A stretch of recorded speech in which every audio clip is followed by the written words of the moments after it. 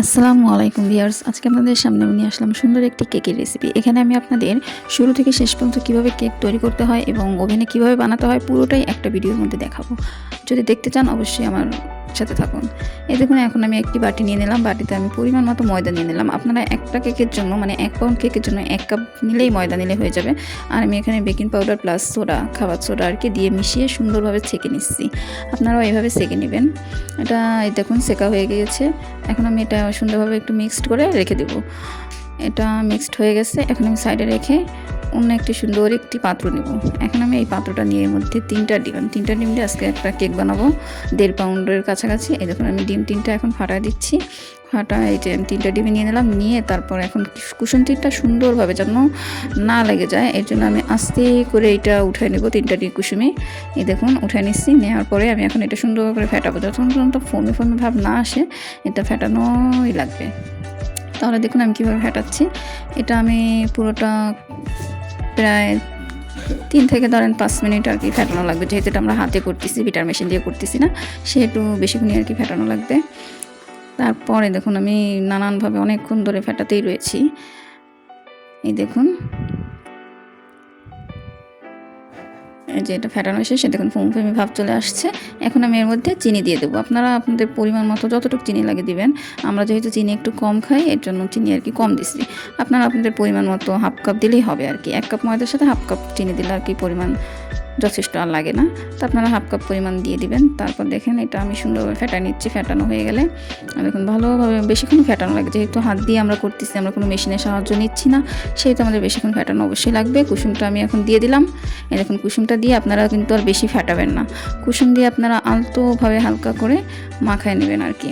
দেখুন আমি হালকা করে মিক্সড করে নিচ্ছি। এখন ভালোভাবে মিক্সড হয়ে গেলে দেখুন পুরো কুসুমটা যেন আমার পুরো ফোমের সাথে আর কি মিক্সড হয়, এর জন্য আমি পুরোটা সুন্দরভাবে মিক্সড করে নেব। এই দেখুন গাইস আমি কত সুন্দর মিক্সড করে নিচ্ছি। আমারটা কিন্তু একদম ফোমি ভাব চলে আসছে। এই দেখুন একদম পুরো ফোম হয়ে গিয়েছে। এখন আমি এই দেখুন আমি সুন্দরভাবে আলতো করে সব মাখায় নিলাম। এরপর আমি এই যে ভ্যানিলা এসেন্স দিয়ে দেবো। 1 ফোঁটা বা 2 ফোঁটা দিলেই হবে, পরিমাণ মতো 1-2 ফোঁটা দিলেই হয়। তো আমি দিয়ে দিলাম সামান্য পরিমাণ ঢেলে। দিয়ে এটা আমি মিক্সড করে নেব সুন্দরভাবে। এই দেখুন গাইস সুন্দরভাবে মিক্সড করে নিচ্ছি। এখন আমি এইভাবে মিক্সড করে নেবেন। তারপর আমি এই যে মিক্সড করা যে ময়দাটা, তারপর যা মিক্সড করা আপনাদের তো দেখাইছি। এইসব আমি মিক্সড করা ময়দা, বেকিং সোডা, তারপরে বেকিং পাউডার মিক্সড করা ছিল। আমি সেটাই আর কি এর সাথে অল্প করে আর কি মিশাবেন। একভাবে ঢেলে দিলে কিন্তু একদম কেমন আস্তে থেকে যেতে পারে আর কি। এর জন্য সামান্য পরিমাণ দিয়ে আপনারা মিক্সড করে নেবেন। তো এইভাবে আমি মিশিয়ে নিচ্ছি একদম আলতো করে, যেন কোনো ফোমি ভাবটা আর কি নষ্ট না হয়ে যায়।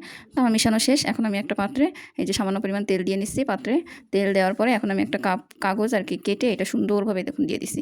এই দেখুন কাগজটা সুন্দরভাবে দেওয়া শেষ। এবার আমি এর মধ্যে আমার ওই কেকটার এটা আর কি দিয়ে দেবো ডোটা। দেখুন সুন্দর করে ঢেলে দিচ্ছি। এটা আমার 1.5 পাউন্ড কেকের জন্য আমি 1 পাউন্ডেরই আর কি একটা মল্ড নিয়েছি। নিয়ে এখন আমি দেখুন ঢেলে দিয়েছি। তারপর এটা পুরোটা দিয়ে তারপর একটা কাঠির সাহায্যে পুরোটা করে নেবেন, যেন কোনো জায়গায় কোনো আটকা বা কোনো সমস্যা যেন না হয়। এর জন্য কাঠি দিয়ে ভালো করে একটু মিক্সড করে আর এটার একটু নাড়াচাড়া দিয়ে দেবেন। এবার আমি আমার ওভেনটা 10 মিনিট ধরেন প্রিহিট করে রাখবেন। তারপরে এটা দিয়ে দেবেন। এই যে এখন আমি দিয়ে দিচ্ছি ওভেনে আপ ডাউন রেখে 30 মিনিটের জন্য দিয়ে দিচ্ছি। এই 30 মিনিট পরে এই যে আপনারা দেখালাম না, আমি 30 মিনিট পর নামাইছি এবং ঠান্ডা হয়ে গেছে আর কি। তারপরে যে হাতে নিচ্ছি দেখুন আমার কেকটা কী পরিমাণ ফুলছে, অনেক সুন্দর ফুলছে। এখন আমি উঠায় নিচ্ছি। এই দেখুন কাগজটা আমি সুন্দর করে উঠায় নিচ্ছি।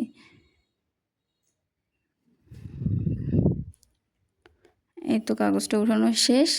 এখন দেখুন কেকটা কত সুন্দর সফট এবং হয়েছে। এখন আমি এটা সুন্দরভাবে কেটে নেব। মাছ বরাবর কেটে নিচ্ছি। নেওয়ার পরে এই যে এখন আমি এটাতে মাখন আর কি ক্রিম আর কি আমি রেডি করে রাখছিলাম। এখন সেই ক্রিমটা এখানে সুন্দরভাবে বসে। ক্রিম দেওয়া তো আপনারা নর্মালি পারেন, আর যদি না পারেন আমার পেজে অনেক ভিডিও আছে, আপনারা দেখে নেবেন। পেজ বা ইউটিউব চ্যানেলে আমার ভিডিও রয়েছে, সেই ভিডিওগুলো দেখবেন কীভাবে ক্রিম তৈরি করতে হয়। এখানে আমি হুইপ ক্রিমই ইউজ করি।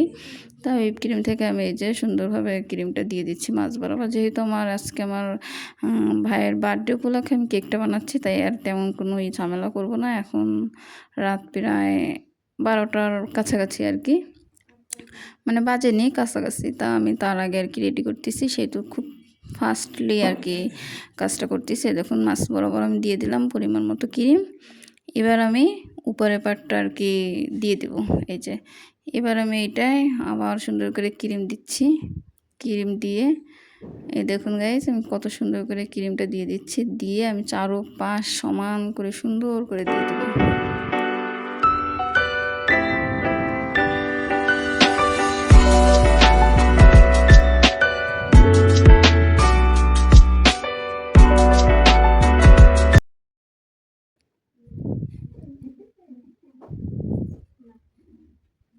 এই দেখুন আমার ক্রিম দেওয়া শেষ। এখন আমি এটা দেখুন পুরো ক্রিমটা আমি সুন্দর করে মিক্সড করে নিয়েছি। এবার আমি একটা দিয়ে এই দেখুন কত সুন্দর করে একটা ফুল, মানে ছোটো ছোটো, যেহেতু আমি এখন সময় নেই আমার হাতে বেশি, আমি কোনো ডিজাইন করলাম না, আমি সুন্দরভাবে করে এই দেখুন ফোটা দিয়ে ফুল দিয়ে দিচ্ছি আর কি। পুরো ফুল দিয়ে আমি এটা ভরাট করে ফেলবো, যেহেতু আমার হাতে এখন সময় নেই। আর বাসার জন্য কেকটা বানানো আর কি, ঘরে আর কি নিজেরা আর কি ভাইয়ের ছোটো ভাইয়ের আর কি বার্থডে, সেইগুলোকে ভাবলাম ওকে একটা কেক বানাই আর কি দিই। তাই কেকটা ঘরেই বানালাম। এখন আমি দেখুন সুন্দর করে ফুল দিয়ে দিচ্ছি। এখন আমি পুরোটা ভাবতেছি ভরাট করে দেবো। আমি চাইলে আরও ডিজাইন করতে পারতাম, অনেক কালারফুলই করতে পারতাম, কিন্তু করিনি, কারণ ঘরেই তো খাবো, তাই আর কি ঝামেলা করিনি। এই দেখুন আমি পুরো কেকটা এখন ফুল দিয়ে ভরায় সুন্দর একটা ডিজাইন করে দিলাম। যাই হোক, আপনারা দেখতে থাকুন আর কি। এরকম সুন্দর সুন্দর কেকের রেসিপি বা ভিডিও দেখার জন্য অবশ্যই আমার চ্যানেলটি সাবস্ক্রাইব করে রাখবেন, এবং আমার ইউটিউব চ্যানেল আছে, তারপরে ফেসবুক চ্যানেল আছে, ফেসবুক পেজ, সেখানে আপনারা ফলো লাইক করবেন, দেখবেন। আর যদি কোনো ভুল হয় বা কোনো সমস্যা হয় অবশ্যই আমাকে কমেন্ট করে জানাবেন, সমস্যা নাই। দেখুন আমি কত সুন্দর করে ফুলগুলো দিয়ে দিয়েছি। পুরো কেকটা ফুল দিয়ে আমি ভরাট করে দিচ্ছি। এখন আমি এইভাবেই আর কি, আর কোনো কাস্টমাইজ করবো না, কোনো ঝামেলা করবো না। এইভাবেই কেকটা নিয়ে আমি এখন কাটবো। এই দেখুন এখন আমি নিয়ে আসছি, এখন হ্যাপি বার্থডে করতেছি আর কি। এই যে কেকটা এখন আমি সুন্দরভাবে কেটে সবাই মিলে আমরা খাবো। কেকটা অনেক সফট প্লাস অনেক সুন্দর আর কি, সফট হয়েছে আর কি, টেস্টটা ওয়াও।